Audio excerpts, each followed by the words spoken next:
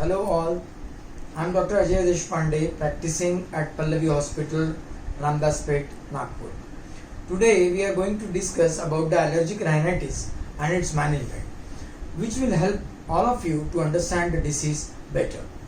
What does the word rhinitis really means? It refers to an inflammation of the nasal passages, and this inflammation can cause a variety of annoying symptoms to the patients, which includes sneezing, itching, it can be a nasal congestion, there can be a runny nose, and a postnasal drip. What is the postnasal drip? It is a sensation that the mucus is draining out from the sinuses at the back of the throat. Few episodes of the rhinitis are usually caused by the respiratory tract infections with viruses, such as common cold. Allergic rhinitis is caused by allergies to the things which are in the air around you. Chronic rhinitis is usually caused by allergies, but it can also result from the overuse of certain drugs, some medical conditions, or some other unknown factors. For many people, allergic rhinitis is a lifelong condition that increases or decreases or maybe sometimes waxes and wanes over the time.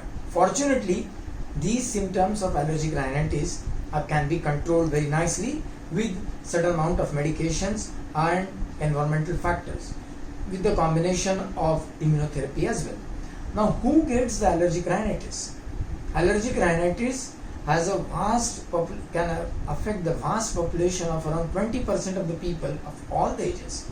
The risk of developing allergic rhinitis is much higher in the patients who are suffering from asthma or eczema, and in people who also have a familial history of asthma or allergic rhinitis. Allergic rhinitis can begin at any age. It is most critical when it is present in a childhood form or in the adult form. Symptoms are often most severe in children and in the people who are around the age of around 30 to 40 years of age. However, the severity of the symptom tends to vary throughout the person's life. Some people go through the periods during which they have no symptoms at all. Now, what are the causes of allergic rhinitis? Allergic rhinitis is caused by the allergens. That means the substances which provoke the allergic reactions. In some people, these particles also cause reactions to the respiratory lining, which can cause asthma, or it can cause to the eyes, the mucosal lining of the eyes, and that can cause allergic conjunctivitis. The allergic reaction results from activation of two types of inflammatory cells in the body, which are mast cells and basophils. Now, what these mast cells and basophils really do?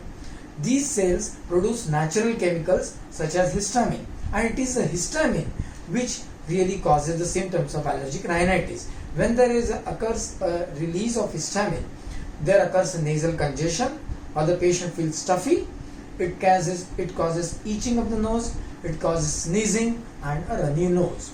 Now, there can be a seasonal rhinitis or there can be a perennial rhinitis. Now, allergic rhinitis, which is seasonal, which means that it occurs during the specific seasons, and it is a perennial when it is occurring throughout the year around. Now, allergens that are most commonly which cause seasonal rhinitis, they include pollen from the trees, grasses and the weeds. And the allergens that most commonly cause perennial rhinitis or the all-around allergic rhinitis symptoms are the dust mites, cockroaches, animal dander, fungi and the molds.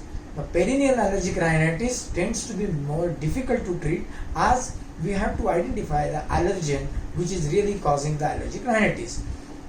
Now, what are outdoor allergies? The outdoor allergies are, if the patient or the person has outdoor allergies, then it is best way to prevent allergic rhinitis is to avoid the things to which you are allergic to, because it is caused by the outdoor allergies.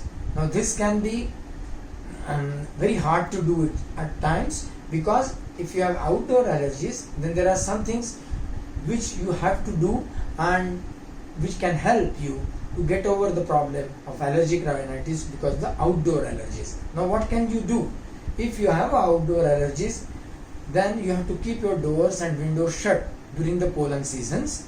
Use an air conditioner to cool your home instead of coolers or fans which can bring the moisture. Consider pollen counts when planning outdoor activities, which may help to limit your outdoor activities when pollen and mold counts are at their highest. Pollen and mold counts they can vary throughout the day. The peak times are like the grass pollen count is very much there and very much on the rise in the afternoon or in the early evenings. Whereas the mold, mold is like a fungus, and their peak time is during warm, dry, windy afternoons, or it can also occur during the dampness or in the rains. Dust mites, if one is allergic to the dust mites, then they live in a humid area, so you have to avoid the humid areas. How to avoid the dust mites? You have to cover your mattress and box spring in a zippered, dust-proof encasing. Wash your pillows and sheets and blankets weekly in a hot water. Now, dust mites will survive in a humid, lukewarm water. So you have to remember that you have to really wash your linen in a real hot water. Animal dander, urine and saliva from the feathered or furry animals are the major year-round allergies produced by the common pets such as cats, dogs, birds, hamsters, gerbils and horses. If you are allergic to the animals, do not keep any furry or feathered pets in your home, number one. If you must keep the pet, try to keep them outdoors. If the pet comes indoors, then make sure it stays out of your bedroom at all times, otherwise they will cause allergy to you. After exposure to the pet, which is going to be there, then wash your hands and change your clothes, which can be otherwise the source of irritants. Many substances can irritate the nose, throat or the airways, and common irritants such as includes smoke or the cigarette smoking, or which is common, kerosene, even incense sticks and fireplaces. The aerosol sprays and strong odors, dust and air pollution are the other very important causes which can cause allergic rhinitis. It is very important that no one smokes in the home or car. Avoid aerosol sprays, perfumes, strong cleaning products and other odor sources at the home. What are the common signs and symptoms of allergic rhinitis? The symptoms of allergic rhinitis may vary from person to person. Although the term rhinitis refers only to the nasal symptoms, many of the people who have symptoms that affect eyes, throat and ears. The sleep may be disrupted as well. Symptoms of nose, which can be a watery nasal discharge, there is a feeling of a blocked nose, sneezing continuously, nasal itching and a post-nasal drip. There can be a loss of smell and a facial pressure or the pain because it can cause a sinusitis. Now, what can be the symptoms in the eyes? There can be a itchy red eyes, a feeling of grittiness in the eyes, the constant feeling of there is something pricking in the eyes, swelling and dark discoloration of the skin below the eyes, which are also in medical term we call it as a allergic shingles, and when we call it in a rhinitis we call them allergic salute, because the patient is constantly in a habit of cleaning his nose like this. So that is what is known as a typical allergic salute. What are the symptoms of the throat and ears? The patient can have a hoarse voice, he can have a feeling of a classical post-nasal drip, and there can be a itching in the throat and the ears. Sleep may be disturbed because the patient may be having a mouth breathing because of the blocking of the nose, and he may have a daytime fatigue and he may have trouble during normal activities. With perennial rhinitis, which is all-round ear rhinitis, the predominant symptoms can be a post-nasal drip, a persistent nasal congestion and a trouble in the sleeping. Now, how one diagnoses the allergic rhinitis? The allergic rhinitis can be diagnosed by many of the things. Simple symptoms can give you a diagnosis. Your doctor can simply give you a diagnosis of allergic rhinitis by merely examining you, or there are some medical tests which can also prove that the patient has got allergy. The medical test can be in form of for identifying the allergens and which are the trigger substances like pollen grains or the proteins. These are the identifying allergens. So it is also often possible to provoke that allergic rhinitis by recalling where you were. These are by symptoms, that whether you were there, where you were in the last time, where you have got exposure to allergen, where you have gone, what have you eaten last night, what have you used last night, whether you have used some different deodorant or spray which has caused the allergy. So this is wise, history wise, one can find out whether the allergy has been precipitated because of some exposure to allergens. Also, we can diagnose the allergic rhinitis by doing simple test. Now if you go to your doctor, the allergic rhinitis can be easily diagnosed by seeing or examining one nose.